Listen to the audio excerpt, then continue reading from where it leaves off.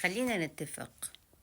إذا أنت رحت حق أحد بروفيشنال، سواء كان طبيب، جراح تجميل، كوافير، بيوتيشن، بيرسونال ترينر، ها، أي أحد فيهم يعطيك صفات سلبية، نقد سلبي بطريقة فوكسنج، يعني إن أنت لا تصلح لهذا الشيء، إنه ما راح يقدر يسوي لك هالشيء، بطريقة سلبية مثل ما قلت، بطريقة إنه يحطمك، يحاول، اعرف إن هذا الشخص يا إما حاقد يا إما فاشل.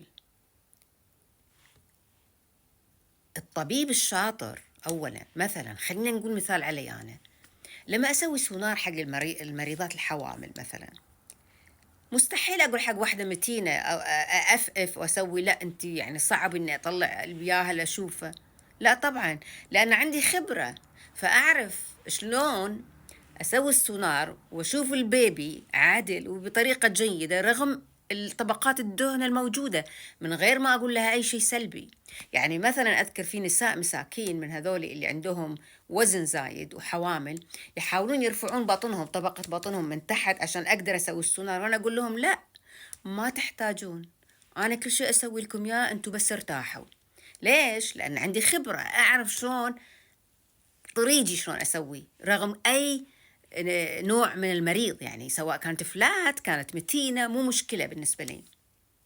نفس الشيء الجراح، أغلب الأحيان راح يقدر يسوي جراحته عليك إذا كان شاطر.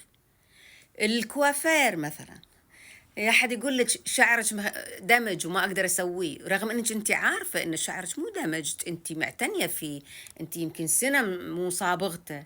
اعرفي أن هذا الشخص يا إما حاقد عليك أنت شخصيا، لأنك أنت يمكن تتكلمين بطريقة تنرفزه، ما يقدر يعني يقايشك، خلينا نقول، يا إما إنه عنده كومبلكس من الداخل، دايما ينتقد الناس، وهذا معناته قاعد يوصل ذبذبات سلبية.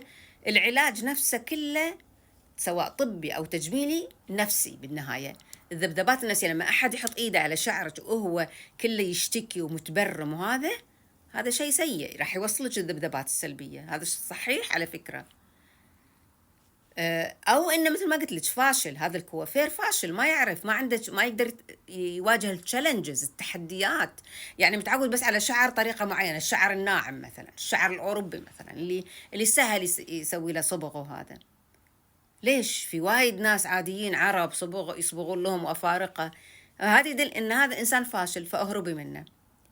لا تهتمين أصلا في كلامه، اعرفي إن في شيء شخصي، في شيء غلط فيه هو يعني.